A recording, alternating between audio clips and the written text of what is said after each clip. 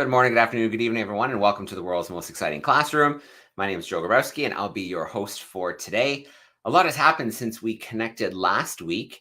The Oosterschelde does not sit still for very long, and a new group of passengers and researchers are now on board. So they made their way to Papeete, and now they're going to spend the next little while kind of doing a circuit through some of those islands in Tahiti. I hope that there'll be some diving for them while they're there. And then we have two scientists, Tim and Chris, who we're going to meet shortly, and we'll learn about the research that they plan on doing as they make that circuit through these glorious islands in the South Pacific. So before we start to connect with some of our guests today, I want to share my screen quickly. And I just want to bring up the map so we can get a look at where in the world we are right now. So you can see, let's make that bigger. There we go. We've covered a really good chunk of the Pacific now. From where we were out here in the Galapagos Islands, Rapa Nui, Mangareva. And so you can see it's a very big ocean, the Pacific Ocean. There's still a ways to go before we start getting to New Zealand and Australia. Let's get in nice and close here. Let's take a look at a few little updates. So here is the current position of the ship and the DARWIN200 team. And then if we move down a little, we've got a couple little video clips here that we can highlight. Here's one by the islands. We've got a double rainbow going here. Pretty beautiful. And then one more here.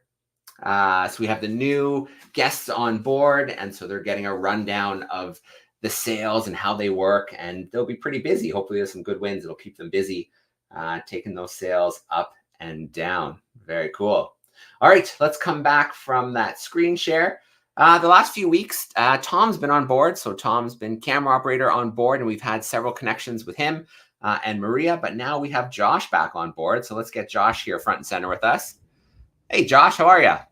Yeah, I'm good. Thanks, Joe. How are you? Yeah, good. It's good to see you. Yeah, before we get too deep in, can you just give us a quick pan? Because the sunrise is just coming up right now, and it's just, yeah, absolutely beautiful. There's Tim and Chris. Hey, guys. A tough coffee to have to take in this morning, looks like. Yeah, and it's not a bad place to wake up. Yeah, absolutely. So, Josh, you have been on the move with Grant. Why don't you tell us a little bit about what you've been up to the last few weeks? Yeah, so Grant's had his own little project going on, looking at the sort of bird life in the islands of the Tuamotu archipelago. It's one of the biggest archipelagos in the world. I think it's about the size of Western Europe. All these tiny little islands, these mostly atolls. There's one or two raised atolls that don't have a lagoon in the middle, but most of them are really nice, sort of stereotypical paradise islands, white sand beaches with palm trees growing and beautiful blue waters and coral reefs. So we spent about a week and a half visiting some of the different islands and looking at the bird life, some special endemic bird life that appears on these islands, and just trying to document the uniqueness of the islands in this archipelago, and it's been really interesting. All right. Any maybe experiences or something that really sticks out, something that you saw or surprised you? Well, we went specifically looking for a species of dove called a Makatea fruit dove, and it only lives on this one tiny raised atoll in the Tuamotu, the only place you can find it in the world. And we didn't know how successful we were going to be finding it. It was really up in the air. We were kind of basing our whole time on that island around finding this bird. But Grant and his expertise managed to find us a fruiting fig tree, a 10-minute walk from where we were staying. And we could go there every morning and we could find our Makatea fruit doves every morning, which was really, really cool. Oh, that's great. I'm sure you got some filming in. Yeah, perfect. And I know Grant will be excited. He's building out that bird list. So that's, rare endemic species like that are a special treat. All right. And Josh, what's in store for you the next few weeks? What are you up to? So I boarded the ship in Tahiti a couple of days ago, and now I'm on board again until Tonga now. So I'm on board for the next just under 2 months, I think it is. So we've got this circular leg around the Society Islands around Tahiti. So we're in Huahine today, and I think we're heading to Bora Bora tomorrow. So all of these like iconic paradise islands, which will be really nice to see. and then we've got a long leg sailing over to Rarotonga to the Cook Islands, which is when I'll celebrate my birthday, which will be really nice. And I don't know what to expect from that. But then we get to Tonga, which is famous for swimming with the humpback whales. So I'm really, really looking forward to that. Oh my gosh, that sounds tough. Very cool. Yeah. Awesome, Josh. And then I think Darwin leaders are going to come on board after this leg. We'll have another group of leaders. Yeah. I think up to 3 projects, but we're still not certain quite how many there's going to be. But up to 3 projects. I think there's some a coral-based project and a bird-based project planned, and then something to do with ecosystem restoration. But that's above my pay grade. I'm not too sure about what that one is yet. Gotcha. And do you think is there going to be an opportunity to get in the water, snorkeling, or maybe even get some dive gear? I absolutely hope so over the next week, because I never got a chance to go diving in the Tuamotus because the birds we were looking at live in trees. So I was busy in the forest rather than on the reefs. So I'm really hoping over the next week, and then when we get back to Tahiti, I'll be able to get in the water. Great. Well, I hope you've seen some of the footage from Tom and Maria in Whakareva. It was amazing. So yeah, it looked incredible. Yeah, it made me very jealous. Yeah, absolutely. Sweet. All right, Josh. Well, let's say a little hello to Tim and Chris. I'd love to catch up with them and see how their project's going. Hey, Tim. Hey, Chris. How you doing? Hey, Joe. We're good. Yeah, excited to see you guys. When did you get on board? Just a couple days ago. Yeah. Boarded in Papeete, and now we're here. All right, perfect. Well, let's take a minute. Let's get both of you to introduce yourselves. Tell us a little bit about yourselves. Yeah, so I'm Tim.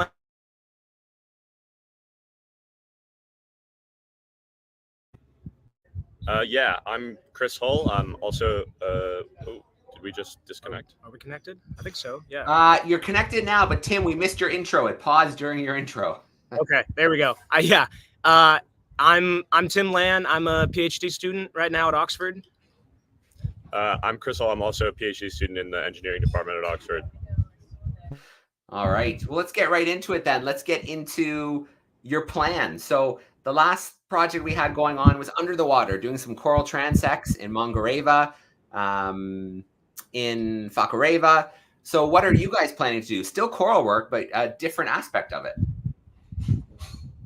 Yeah, so we're planning to map corals from the air with a drone. We'll take a bunch of overlapping photos of a target site and reconstruct a map from that. And that can be used in some reef restoration planning and other conservation efforts, as well as just to understand what's going on with the corals in places where they haven't been mapped. Yeah, and I think that there's a couple cool angles that different labs are going to take with it. So there's an AI model that's being developed. I know that's kind of cliche right now. Everyone's throwing AI around, but there's a really cool AI model that's being developed to try and predict where reefs need the most conservation work. But most of the data that's been provided for that model has come from Australia, and so we're going to try and provide it with some new data from new reefs. And then also we're working with a lab in Moria that will be using some of our maps to do different species counts, species density counts, and things like this. So yeah, we're excited about it.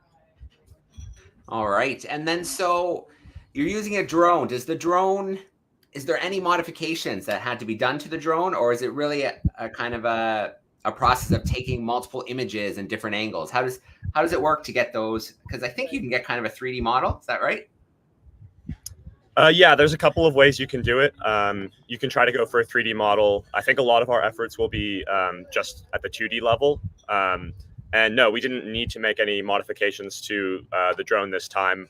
The main thing you need to be aware of is that conditions have to be good for the images to be of good quality and for you to be able to see the corals well. So ideally, you're taking the images at a time when the sun is low in the sky, like sunrise or sunset, so that there's not too much glint coming off the water. Ideally, there aren't too many waves, so the water is not too turbulent and you can't see. And yeah, ideally, it's also not raining. Yeah. But there's a really cool software out there that anybody can play around with. It's called Drone Deploy, and that's what we've been using. Okay, awesome. And then you arrived early. So what have the days been like leading up to getting on board? What were you guys getting up to? Yeah. So we had two main focuses. We got to Tahiti about 10 days before we launched. First was to work with our collaborators. I mean, we are really lucky on this voyage to be able to go to some pretty far out places. And so we wanted to take advantage of that and get as much data for local researchers as we could.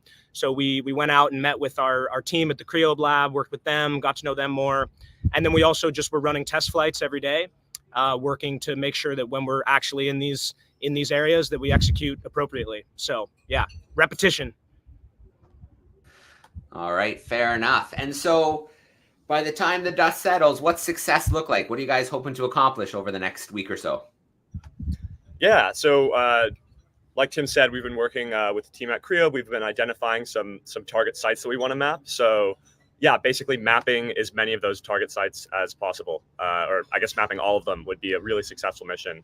But where the ship goes is kind of dependent on the weather. So we're not going to be able to hit every single site that we've identified, but that's why we identified a lot of sites. Yeah. So yeah, hopefully we're able to get there, and then there's good weather, and then we can execute within the battery life of the drone. Yeah, it's crazy that a lot of researchers are relying on just satellite data to try and do, all of their different projects. And it was shocking to me to hear that, most of these areas haven't been mapped yet via drone. So it's a cool opportunity to be potentially the first team to do something. Yeah, that's great. Always exciting to put down some new science, put a baseline out there. And then hopefully others will follow behind you and use that data too. That's awesome, guys. And then hopefully we can connect next week and we'll get an update. But what's your plan following your return to port? Do you have some more time there, or do you guys have to come back to reality? We've got a little bit of time, so we'll probably go back to the lab. Do any post processing with the team, maybe do a little more mapping on Moria, and then back to the States. All right. Very cool. Well, I'm going to let you guys get back to it because I know, I see the sun going up, so you probably want to get right to it. Rising, and get out there as quick as you can. So good luck. Send me a message later. Let me know how it goes. And hopefully we'll see you guys with Josh again next week when we have our next connection. Absolutely. We look forward to it. Yep. Thanks, Joe. Thanks, Joe. All right. Have fun out there, guys. Thanks, Josh. We'll talk to you guys later. Bye-bye. Oh, all right. Well, I'm here in Canada. It's really warm, but we definitely don't have weather like that right now, or beautiful green islands in the background. So I'm very excited to see how things go for Tim and Chris over the next week. And we'll connect with them next week, and we'll see how successful they were, what kind of data they were able to collect with their drones and the coral. And then hopefully Josh gets in the water with his camera or the ROV. And we get some good footage that we can share next week as well. We can see what's going on under the water as well. All right. Well, the last few weeks, we have been connecting with Darwin leaders who have already spent time on the ship. So anybody who might be new today, Darwin leaders are youth that come aboard the ship when we stop in different ports, usually in groups of 4, 5, or 6. And then they go out on different projects, different conservation projects with local NGOs and conservation groups. And they spend the week working with them, learning about the work that they're doing. They have a camera operator in the field with them, like Rodri or Josh or Tom. They make 3 amazing videos looking at the issue, looking at solutions, and then looking at the future. What are some new ideas? What does the future of this conservation work look like? So we've been having a great time connecting with the Darwin leaders, and we have another leader hanging out with us from Uruguay today. We've got Agustín Carbonell joining us. Let me bring him in right now. Hey, Agustín, how are you? Hi, Joe. So nice, and you? Yeah, great. It's great to have you with us. Great to meet you today. And we're excited to learn a little bit more about the project that you got to work on. Yeah, sure. I work with the Chilean dolphin in Concepcion with the Centro de Estudios de Mastozoología Marina, that they work with marine mammals, and it was like an incredible experience. Yeah, I can only imagine. We've got a video we're going to queue up in a minute. But before that, I'd love to, why don't you tell us a little bit about yourself and maybe what led you to the DARWIN200, how you found it? Yeah, perfect. I'm Agustín Carbonell Betancor, and I'm a biology student. I'm in my final steps of finishing my career. I work with myriapods, with taxonomic and phylogenetic diversity in green spaces in here in the capital of Uruguay. But the work in Concepcion was with cetaceans because I had a background in bioacoustics of fish and marine mammals here in Uruguay. And I found out about the Darwin200 project with in the place I work and I do my thesis because of Anita Eisenberg and Leticia Videgaray, that they told me about this project and motivate me to sign up for it. And luckily I could do it. And I also had the experience of being a part of the Darwin experts here in Montevideo with Hugo Diaz working with Uruguayan grasslands. So I could do the whole Darwin200 experience. All right, that's great. And so, out in the field, Concepcion, what was it like? Were you able to get out? Did you see the dolphins? What were your days like? Yeah, the first day we spent it in Concepcion, and it's a beautiful city. But then the field work we did it in a small coastal town called Yico, and there we could do 2 boat trips where we saw the dolphins. It was an amazing experience. We could see sea lions, penguins, a lot of wildlife, and also we could see some interesting behavior of the dolphins that are not registered anywhere in the world. So that was really amazing. And we could also work with the community there, and the center that we work with Camila Calderon is really centered in how can society change the perspective and the conservation of animals. So we could also do some interviews, talk to a lot of people there. So it was a really complete and integral work. All right. Well, let us get a look at some of that work. I'm going to play the first video. When that video finishes, we'll have a few more questions, and we'll go from there. So let me get the video queued up, and then Perfect. it should start now.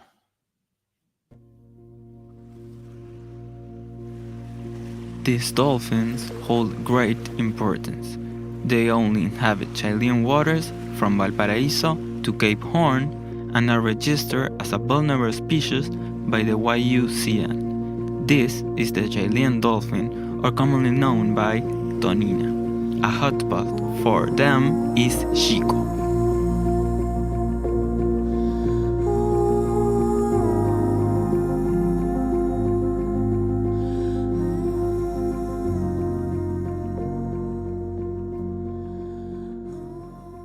Hi, my name is Agustín Carbonell. I'm a Uruguayan Darwin leader in the search of the Chilean dolphin.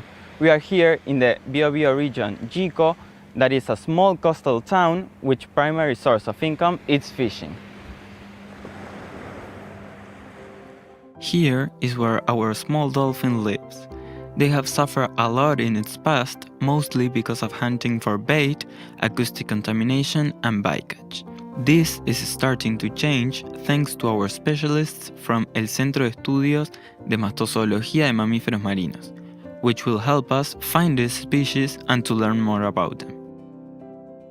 While sailing on the boat, we saw why Chico seems to be just a hotspot for these cetaceans, since the sea is full of diversity, ranging from penguins and seabirds to sea lions and dolphins, aside from the fish and seafood diversity that is known because of their consumption.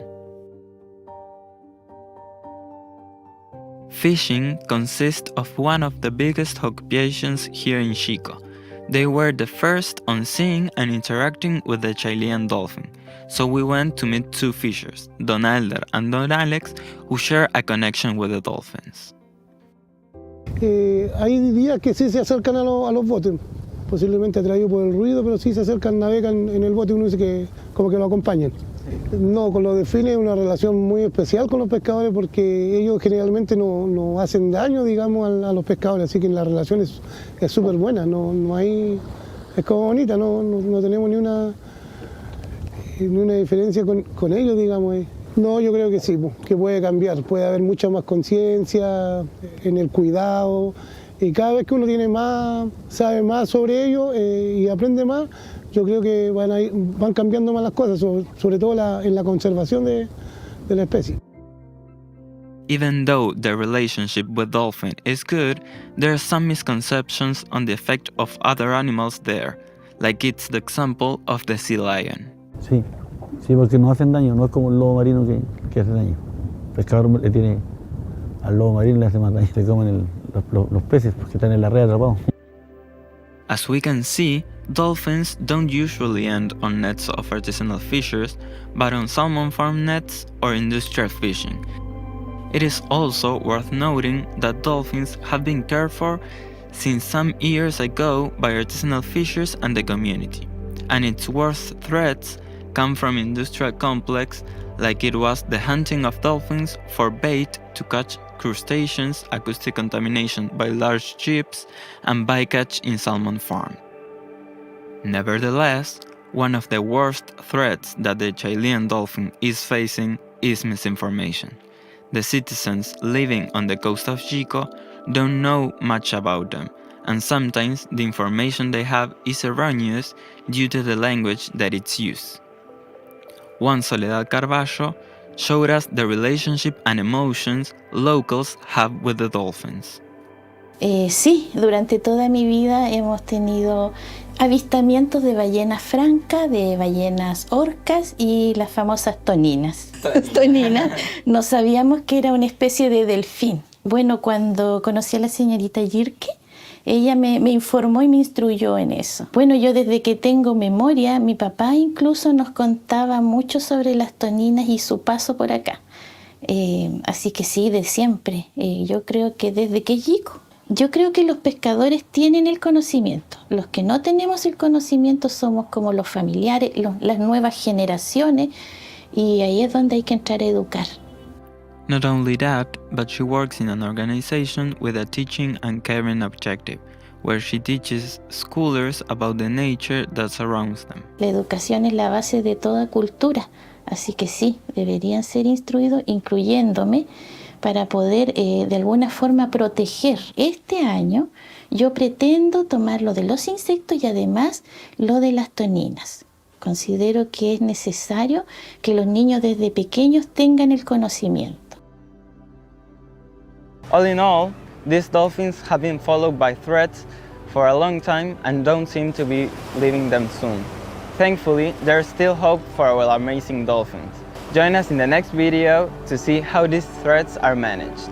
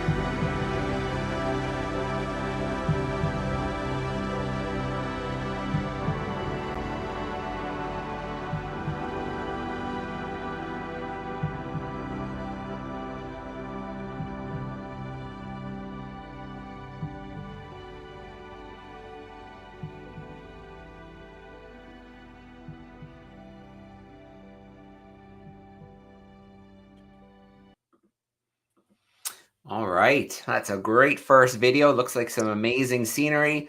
And the dolphins, they look like a really small species. How big do they get?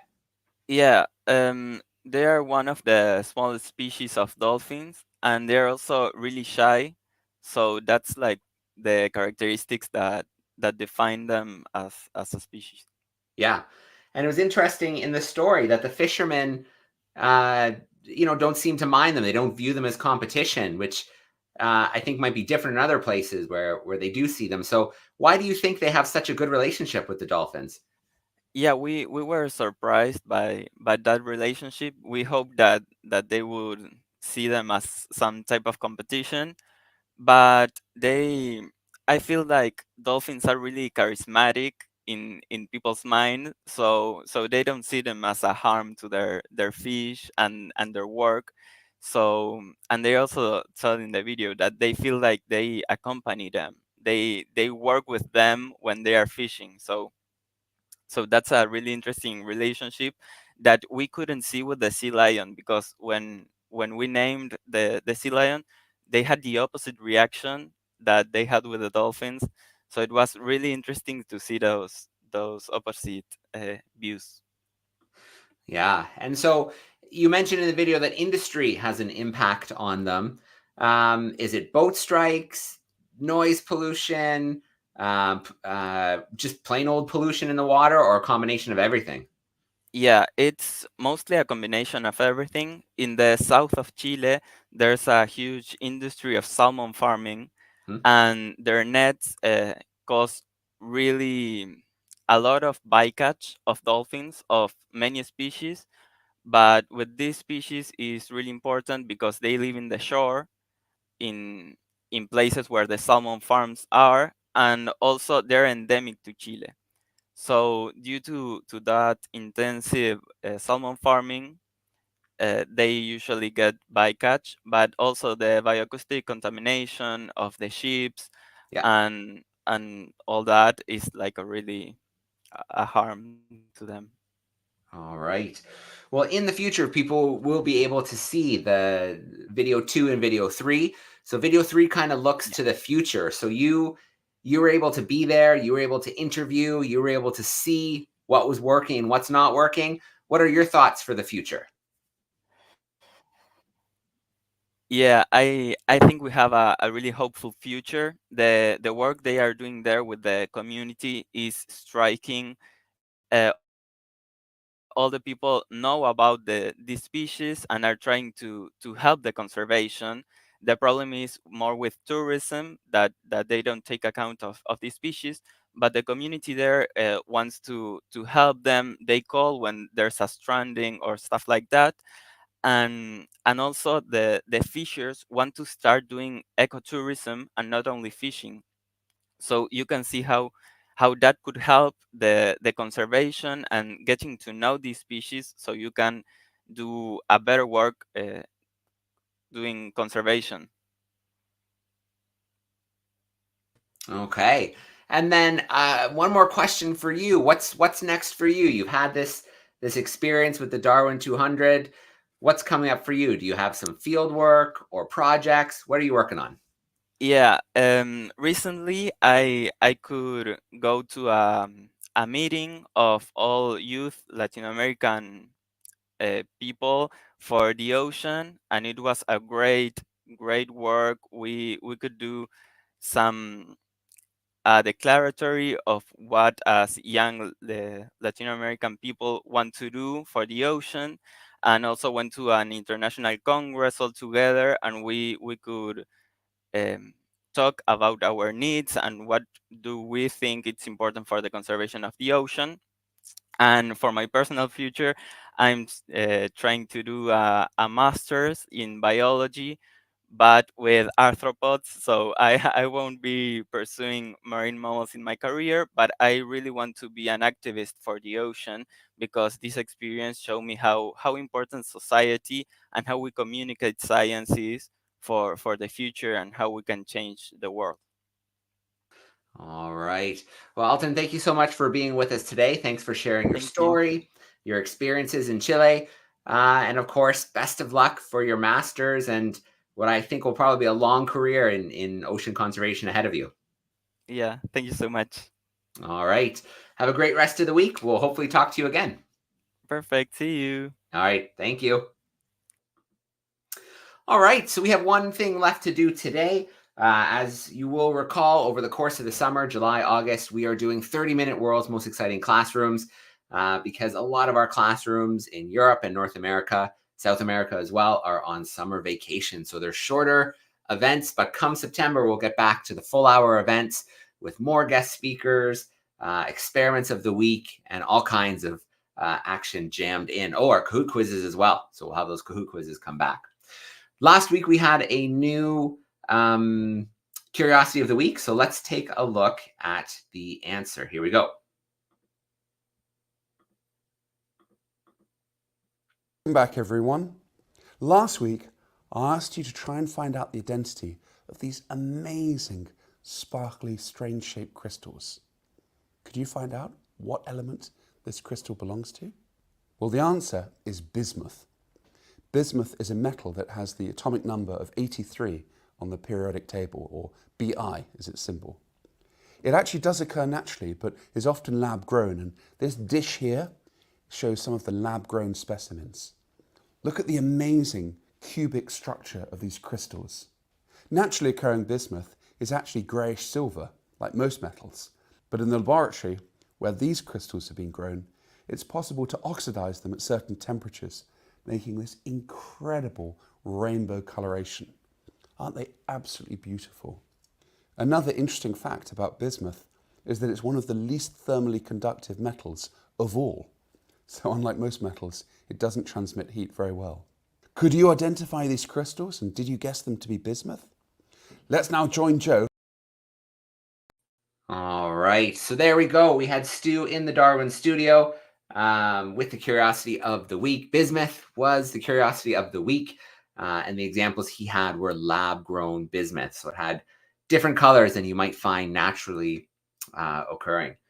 Now, Stu has been away from the UK for a while as expedition leader. He's got to move around a little bit and make sure everything is going smoothly. So I have a few curiosities ready for us for the next few weeks with things I could find, out in nature, or things that I could find that I've collected on different travels. So this week's curiosity is a step away from the minerals and things that we were looking at the last couple of weeks. And well, I'll give you a pretty good clue to start. It is a plant, but I want you to have a think about this plant. What type of plant is it? And maybe have a think about this structure here. It's soft. It's kind of fuzzy. What do you think that the structure on this plant is as well? So that is our curiosity. Another clue, you know that I am in Canada, so it's a plant that you can find in Canada. So that is our curiosity of the week. It can be found other places too, but I am here in Canada. It is a plant. So what species of plant is this? And what is this brown structure on the plant? What is it for? So we'll find out the answer to that curiosity next week. We'll have a new curiosity as well. With any luck, we'll have Tim and Chris with us on the Oosterschelde, and they will update us on how the work of mapping the coral with the drones is going. And hopefully Josh will have some underwater stuff for us, whether it's from him diving or if he's able to get the ROV out a few times and use the ROV on some of those reefs and take a look at that underwater world. So the last thing we have to do today is to sign off with a shout out to our sponsors, to our partners, our collaborators, without whom we would not be in the middle of the South Pacific right now, sailing the ship. We wouldn't have our Darwin leaders coming out to different places around the world, and we wouldn't be able to do the world's most exciting classroom. So a goodbye from me for now. I will see everybody again next week for another session from Tahiti, and we will wrap up with a little thank you to our sponsors.